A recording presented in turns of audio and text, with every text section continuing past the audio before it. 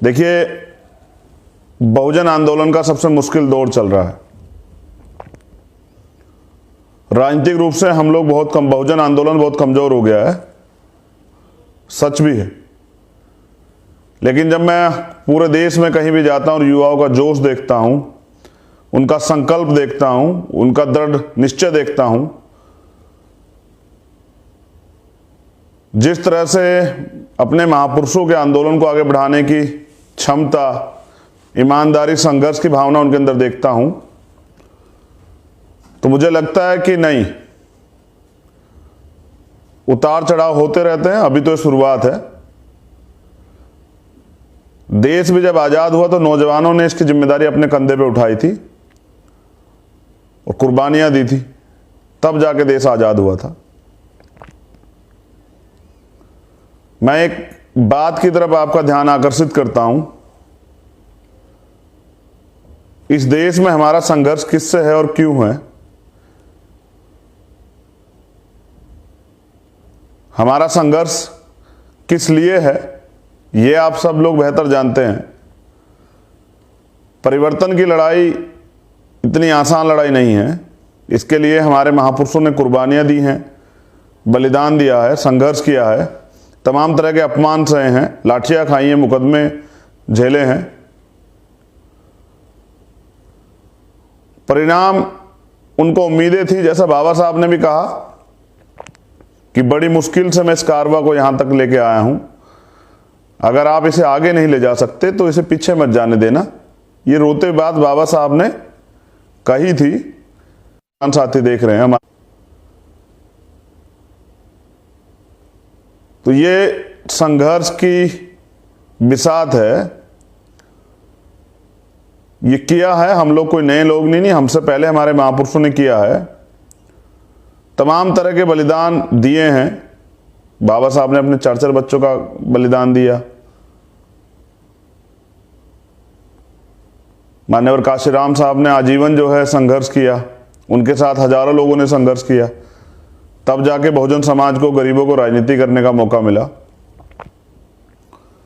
मगर सवाल यह है, आप आज की जो हालात हैं वर्तमान में बहुजन राजनीति के, आप समझ गए होंगे कि आजाद समाज पार्टी बनाने की जरूरत क्यों पड़ी। क्योंकि कोई भी राजनीतिक दल हो, सभी राजनीतिक दलों ने वैचारिक आंदोलन खत्म कर दिया है और अपनी राजनीतिक महत्वाकांक्षाओं को या अपनी राजनीति को आगे बढ़ाने के लिए उन्होंने किसी भी तरह के सिद्धांत को खत्म कर समझौते की राजनीति को शुरू कर दिया है।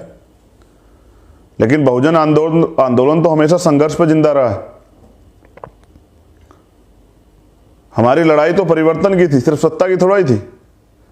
सामाजिक परिवर्तन, आर्थिक मुक्ति का आंदोलन, सामाजिक गैर बराबरी खत्म करने की लड़ाई थी हमारी।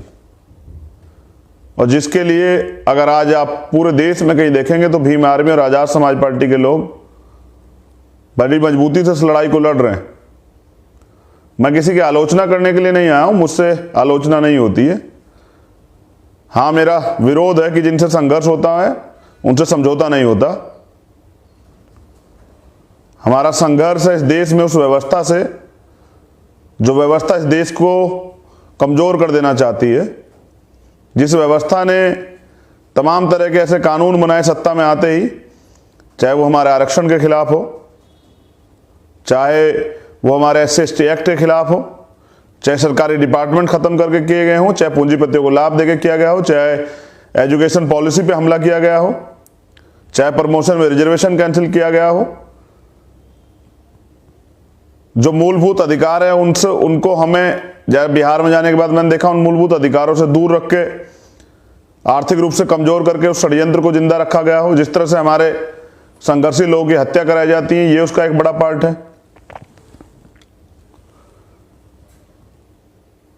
तो कोई राजनीतिक दल हो, चाहे वो बीजेपी हो, कांग्रेस हो, समाजवादी पार्टी हो, बहुजन समाज पार्टी हो, आम आदमी पार्टी, तमाम जो लोग हैं वो राजनीति कर रहे हैं, उनको बहुजन मूवमेंट से कोई लेना देना नहीं है। और वो बाबा साहब की विरासत को और काशीराम साहब के सपने को आगे बढ़ा भी नहीं सकते हैं। आप ये बेहतर जानते हैं, मुझे कहने की जरूरत नहीं है। जैसा मैंने पहले कहा कि उस व्यवस्था के खिलाफ विरोध है जिसने इतने लंबे समय तक हमें हमारे अधिकारों से वंचित रखा। उनके पाले में खड़े होकर कभी जो है अपनी हक की लड़ाई नहीं लड़ी जाती। अगर ऐसा होता तो 131 एमपी हैं अभी एससी एसटी के। जब आर्थिक आधार पर आरक्षण लागू किया जाता है, जब नागरिकता छीनने के लिए सीएनपीआर एनआरसी जैसे काले कानून बनाए जाते हैं, जब प्रमोशन में रिजर्वेशन का बिल फाड़ दिया जाता है, तो आप देखिए कि वो एमपी जो दो पार्टियों के प्रति समर्पित हैं, वो विधायक जो अपनी पार्टी के प्रति समर्पित हैं, वो चुप रहते हैं। तो उनका एकमात्र लक्ष्य है सिर्फ सत्ता में बने रहना है। व्यवस्था परिवर्तन से, आंदोलन से उनका कोई लेना देना नहीं है। अब बहुत सारे लोग कहते हैं कि आजाद समाज पार्टी के आने से भारतीय जनता पार्टी जो है वो मजबूत हो जाएगी। मैं आपसे सवाल करता हूं, पूछना चाहता हूं, भारतीय जनता पार्टी तो आज मजबूत है। जो लोगों ने वादा किया था कि हम भारतीय जनता पार्टी को रोकेंगे, उनकी कथनी करनी को देखिए, क्या वो रोक पाए हैं?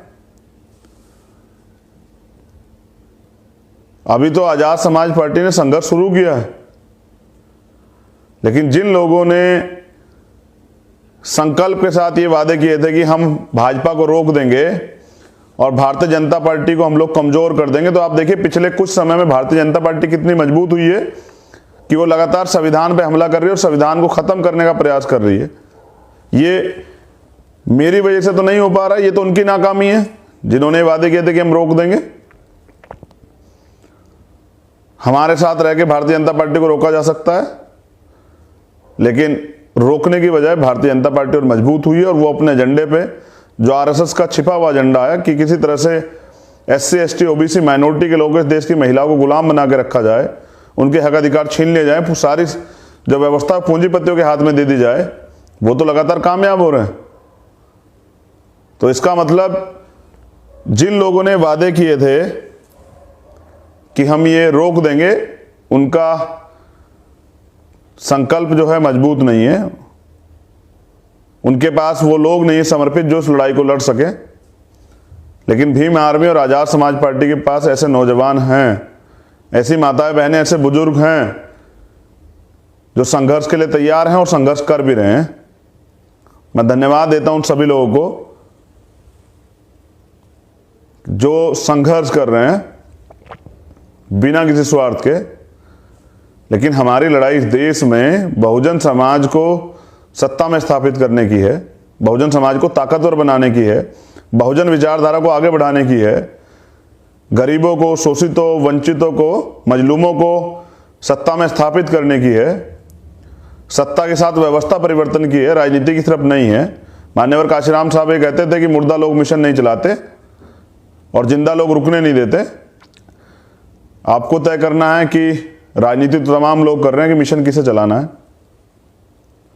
मैं एक और जानकारी आपको दे दूं कि इस देश को बर्बाद करने में भारतीय जनता पार्टी ने कोई कसर नहीं छोड़ी है। अब मैं पूरे देश में निराश बैठे हुए, हताश बैठे हुए बहुजन समाज के उन कैडराई लोगों से, अपने नौजवान साथियों से ये निवेदन करता हूं कि वो अब पूरे देश में आजाद समाज पार्टी को मजबूत करें। आप निराश ना हो, हम बहुजन विचारधारा को घर घर लेके जाएंगे और बाबा साहब डॉक्टर भीमराव अंबेडकर जी, राष्ट्रपिता ज्योतिबा फूले जी और मान्यवर साहब काशीराम जी का सपना पूरा करेंगे। मैं एक कड़वी, वो मान्यवर काशीराम साहब के बहुजन सपने को, बहुजन समाज को शासक बनाने का जो सपना उन्होंने देखा था, उसे कमजोर कर देंगे। तो मैं कहना चाहता हूं कि अब आजाद समाज पार्टी है, अब भीम आर्मी है, और जब तक इस देश में भीम आर्मी और आजाद समाज पार्टी के कार्यकर्ता हैं, तब तक बहुजन आंदोलन को कोई नहीं निकल सकता है। सभी पार्टियों का आंदोलन जो है वो सर्जन हिताय सर्जन सुखाय है। आजाद समाज पार्टी और भीम आर्मी का आंदोलन जो है वो बहुजन हिताय और बहुजन सुखाय है। और ये मेरा नहीं है, ये तथागत बुद्ध से लेके संत श्रोमणी सतगुरु रविदास जी महाराज, भगवान वाल्मीकि महाराज, गुरु नानक देव, संत कबीर, बिरसा मुंडा, ये हमारे महापुरुषों का सपना है, ये मान्यवर साहब श्री काशीराम का सपना है, मेरा सपना नहीं है। मैं तो उनके सपने के लिए समर्पित हूं।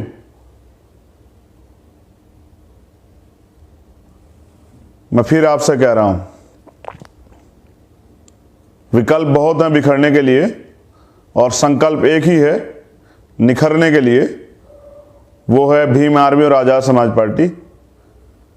सिद्धांतों की राजनीति, धर्म और राष्ट्रवाद की झूठी राजनीति से ऊपर उठ के बहुजन अधिकारों की राजनीति, समता समानता बंधुत्व भाईचारे की राजनीति और इस लड़ाई को आगे बढ़ाने की, गैर बराबरी के खिलाफ जो संघर्ष उसको आगे बढ़ाने की राजनीति, जो लोकतंत्र में इतने लंबे समय तक जो अधिकार हमें नहीं मिले हैं, आज आप देख लीजिए उन अधिकारों को दिलाने की, अंतिम व्यक्ति को भी सत्ता का लाभ देने की जो है राजनीति समझिए, आंदोलन समझिए, वो भीम आर्मी और आजाद समाज पार्टी है। पूरे देश में जो स्पेशल दलित समाज के, बैकवर्ड के, माइनॉरिटी के जो अधिकारी कर्मचारी हैं, शेड्यूल ट्राइब के जो आदिवासी जो अधिकारी कर्मचारी हैं, वो तमाम सरकारें, चाहे बीजेपी की हो, कांग्रेस की हो, अन्य किसी पार्टी की सरकार हो, वो जिस तरह का व्यवहार उनके साथ हो रहा है, जिस तरह से उनको मजबूरी में नौकरी करनी पड़ रही है, जिस तरह से रोज उनका अपमान होता है और उनको किसी अच्छी जिम्मेदारी को पे भी नहीं रखा गया है, जिस तरह से उनको जो है बेबस किया गया है, मैं उन सभी अधिकारी कर्मचारियों से भी निवेदन करता हूं कि मान्यवर काशीराम साहब आप पे बहुत भरोसा करते थे और उन्होंने ये भी कहा कि आप समाज की रीढ़ हैं। मैं आपसे भी निवेदन करता हूं कि अब वो जो थिंक टैंक घर बैठा हुआ निराश है, वो आजाद समाज पार्टी को मदद करे, भीम आर्मी को मदद करे,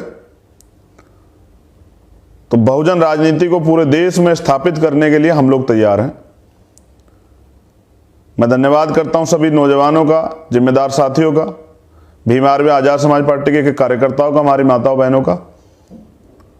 पूरी जिम्मेदारी के साथ इस आंदोलन को, इस संघर्ष को बहुजन समाज के एक घर तक पहुंचाने का हम लोग काम करेंगे। और जब तक बाबा साहब और मान्यवर साहब श्री काशीराम का सपना पूरा नहीं होता, तब तक हम लोग आराम नहीं करेंगे। युवा की जिम्मेदारी है कि वो उसके बाप दादा द्वारा देखे गए सपने को पूरा करे। जैसा मैंने पिछली 2-3 बार की रैलियों में बात कही, मैं अब आपके लाइव में भी आपके सामने कहना चाहता हूं कि सवाल ये नहीं कि मौत के बाद जिंदगी है या नहीं, सवाल ये है कि मौत से पहले आप जीवित थे या नहीं। बाबा साहब का ये सेंटेंस जो मेरे दिल और दिमाग पे बचपन से छपा हुआ है, उन्होंने कहा कि जीना कोई बड़ी बात नहीं है, बड़ी बात यह है कि स्वाभिमान से जीना, सम्मान से जीना, गुलामी के 1000 साल और सम्मान का 1 घंटा बराबर। वो सम्मान का जो 1 घंटा है वो जीवन है और गुलामी का जीवन वो जानवरों का जीवन। ये हमारे समाज ने बहुत लंबे समय तक जिया है। अब इस गुलामी के जीवन से मुक्ति दिलाने के लिए, अपने रहबरों महापुरुषों के आंदोलन को मजबूती देने के लिए मैं देश के बहुजनों से आह्वान करता हूं कि वो एकजुट हो जाएं और आजाद समाज, पूरे देश में आजाद समाज पार्टी जुड़े। हम अपने महापुरुषों के सपने को पूरा करेंगे और उसके लिए संघर्ष करेंगे। बहुजन आंदोलन तो संघर्ष से ही चलता है और तमाम तरह के विरोध, तमाम तरह के षड्यंत्रों के बाद अगर बहुजन मूवमेंट चल पाती है तो उसके लिए बहुजन समाज का ये दावा बहुत मजबूत होता है कि बहुजन समाज संघर्षशील है और वो संघर्ष करना जानता है। इसका उदाहरण है दशरथ मांझी कि हम पहाड़ भी काट सकते हैं। तो अगर लक्ष्य बना लिया जाए और ठान लिया जाए, जैसा कहा गया कि मान लो तो हार और ठान लो तो जीत, अगर आप ठान लें कि हमें अपने महापुरुषों के सपने को पूरा करना, तो वो दिन दूर नहीं कि वो पूरा होगा, क्योंकि वोट सिर्फ यहां बहुजन समाज के पास है। लेकिन बहुजन समाज आज भी राजनीति में सदन के बाहर ही खड़ा है। सदन के अंदर घुसाने के लिए और सदन के अंदर उनको स्थापित करने के लिए आजाद समाज पार्टी का निर्माण किया गया है। जो जिनके आदर्श हैं, सिद्धांत है अपने महापुरुषों के, जिन पर चल के हमें आगे बढ़ना है। जैसा मैंने कहा और दोबारा कह रहा हूं कि जिनसे संघर्ष होता है उनसे समझौता नहीं होता। बाकी आप सब लोग समझदार हैं। जय भीम, जय भारत। आलोचना करने से कार्य आगे नहीं बढ़ेगा, संघर्ष करने से कार्य आगे बढ़ेगा। पूरे देश की उम्मीद है, विश्वास की किरण है भीम आर्मी और आज़ाद समाज पार्टी। मैं तमाम कार्यकर्ता पदाधिकारियों से अपील करता हूं कि अपने निजी स्वार्थ में इसको कमजोर ना होने दें। ये लंबा संघर्ष है और ये मिशन है।